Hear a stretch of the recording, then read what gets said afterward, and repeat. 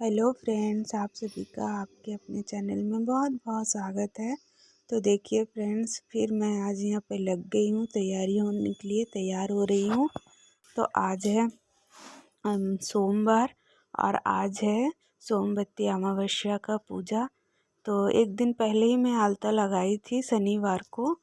तो पहले से मेरा पैर में लगा हुआ था थोड़ा थोड़ा आलता, फिर आज मैं लगा रही हूँ क्योंकि हमारा जो कोई भी पूजा पाठ त्यौहार में हम लोग का रिचुअल्स में आलता बहुत ज़रूरी होता है।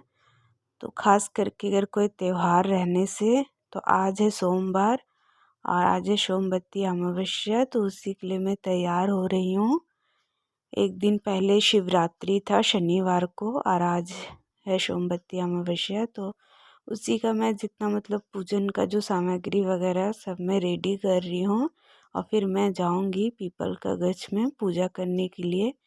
तो आज के दिन क्या होता है कि रुआ वगैरह नहीं छूना चाहिए, या तो रुआ में सोया भी नहीं जाता है गद्दा वगैरह में। आज के दिन में रुआ मतलब छूना वर्जित है।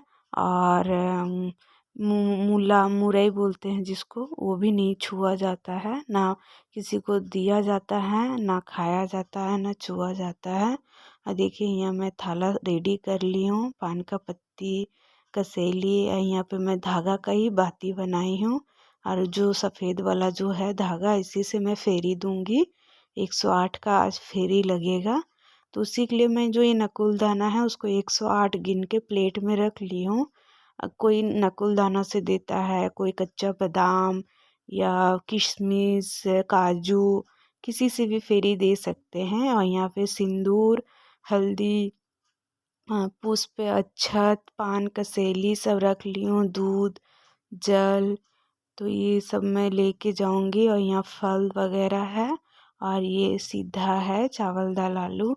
और यहाँ पे जो श्रृंगार का सामान है, और ये मेरा सिंदूरा है, शादी वाला सिंदूरा, इसको भी लेके जाऊंगी। क्योंकि आज का जो पूजा होता है वट सावित्री का जैसे ही होता है, मगर क्या होता है वट सावित्री में पंखा वगैरह लगता है, इसमें पंखा उंखा नहीं लगता है। तो ये देखिए पूरा मैं अपना थाली रेडी कर ली हूँ, पीपल गछ में जाकर पूजा करूँगी। तो इसके बाद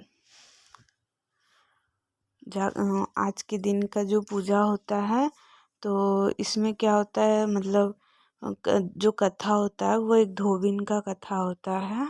और ये भी पूजा मतलब सुहाग के लिए किया जाता है। तो देखिए मैं आ गई हूँ पूजा करने के लिए।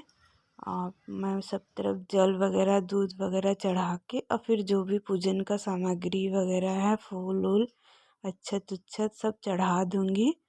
फिर आरती करके फिर मैं उसके बाद फेरी दूँगी। तो यहाँ पे श्रृंगार का सामान जितना जो है सब मैं चढ़ा देती हूँ। जो भी सामान मतलब आता है श्रृंगार में, आलता, सिंदूर, मेहंदी, आईना, चूड़ी। यहाँ पे कुछ चूड़ी मैं अपने लिए रखूँगी और कुछ मैं दान दे दूँगी। तो मैं जो दान ये सब देती हूँ, ये मतलब आज का जो दान होता है मैं धोबिन को देती हूँ। अगर यदि धोबिन नहीं है तो ब्राह्मण को भी दान दे सकते हैं। तो मेरा तो धोबिन है यहाँ पे, इसलिए मैं धोबिन को ही दे दूँगी।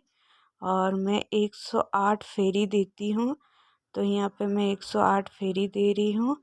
और धागा तो मेरा ख़त्म हो गया था, 108 नहीं हुआ था, मगर 108 जो मैं नकुल दाना गिन के ले गई थी, तो फिर मैं उसको कंप्लीट कर देती हूँ। यहाँ पे क्या होता है जो सिंदूर है उसको मतलब एक फेरी में एक सिंदूर का टीका लगाया जाता है, और फिर उसी टीका को अपने मांग में लगाया जाता है। और फिर जो जो भी मतलब फेरी के लिए नकुलदाना या किशमिश काजू जो भी ले जाते हैं उसको फिर एक करके चढ़ाया जाता है। तो इसी तरीक़े से फेरी लिया जाता है। और मैं तो अपने सिंदूरा से घर में ही मांग भर ली थी, अपना सिंदूरा से, शादी वाला सिंदूरा से। फिर भी मगर साथ में लेकर जाना चाहिए, इसलिए मैं लेके गई थी। बट सावित्री में भी मैं ले जाती हूँ। तो यहाँ पे देखिए मैं एक एक करके चढ़ा दे रही हूँ और एक एक टीका लगा दे रही हूँ। तो मेरा 108 था बोल के कितने जगह में आपको टीका दिख रहा होगा इस पीपल गछ में। क्योंकि मैं हर एक फेरी में एक एक टीका लगाते जा रही थी, तो इसीलिए पूरा गच में टीका टीका दिख रहा होगा आपको। इसी तरीके से मेरा पूजा पाठ सब हो गया। फिर वहीं पे मैं दान वगैरह दे दी हूँ, जो भी मतलब श्रृंगार का सामान था और सिद्धा वगैरह था, सब दान करके फिर मैं घर आ जाती हूँ। क्योंकि आज का जो महत्व है, पूजा करने का बाद दान वगैरह दे देना चाहिए। देखिए फ्रेंड्स, मैं आ गई हूँ सोमवती अमावस्या का पूजा करके, और जो 108 परिक्रमा होता है वो भी करके मतलब पूजा पूरा अच्छा से करके आ गई हूँ। और बगल में ही मतलब धोबिन रहते हैं, तो उन्हीं को ही हम लोग सारा जो श्रृंगार का सामान वगैरह चढ़ाती हूँ तो दे देती हूँ। बगल में ही है तो सब दे दी हूँ धोबिन को, और जो भी सीधा वगैरह लगी थी सब दे दी हूँ। और उसके बाद इसमें क्या होता है ना, जो कथा होता है वो एक धोबिन का ही कथा होता है।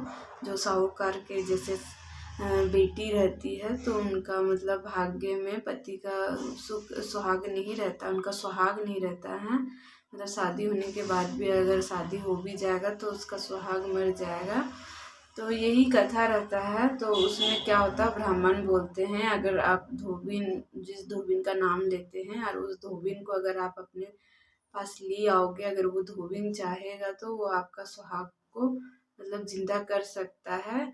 तो यही कथा रहता है। और फिर वैसे समुंदर पार करके उस धोबिन को न्योता दिया जाता है उसका शादी में आने के लिए।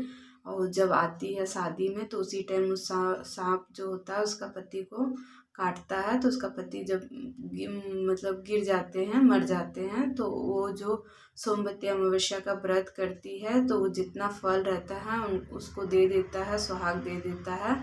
तो उससे क्या होता है, उसका पति जीवित हो जाता है। तो इसीलिए सोमवती अमावस्या का बहुत ही मान्यता है, और ये सुहाग के लिए ही ये व्रत किया जाता है। तो इसमें कोई आप निर्जला फास्टिंग वगैरह नहीं रहता है। इसमें मतलब क्या होता है कि आप मीठा भोजन कर सकते हैं और फल वगैरह फलाहार भी कर सकते हैं। तो इसमें फास्टिंग का कोई ये नहीं है, मगर हाँ पीपर गज का पूजा करके परिक्रमा 108 परिक्रमा करके, और जो भी दान वगैरह है वो धोबिन को दे दो। अगर धोबिन नहीं है तो ब्राह्मण को दान देकर ही और फिर इसके बाद इस पूजा को पूरा किया जाता है। तो मैं आ गई हूँ, पूजा वूजा करके सब दान दे दी हूँ धोबिन को, और धोबिन भी मुझे मतलब सिंदूर लगाती है, मैं भी धोबिन को लगाती हूँ। और इसी तरीक़े से पूजा होता है सोमवती अमावस्या का पूजा। तो आप लोग को मेरा सोमवती अमावस्या का पूजा का वीडियो कैसा लगा ज़रूर बताइएगा। मैं नहीं करती हूँ, जब पूजा करती हूँ तो मैं नहीं शूट करती हूँ, कोई अगर रहने से शूट कर देता है तो मैं आप लोग को दिखा देती हूँ। कैसा लगा आप लोग को हमारा वीडियो तो ज़रूर बताइएगा। फिर मैं मिलती हूँ आपको नेक्स्ट वीडियो में।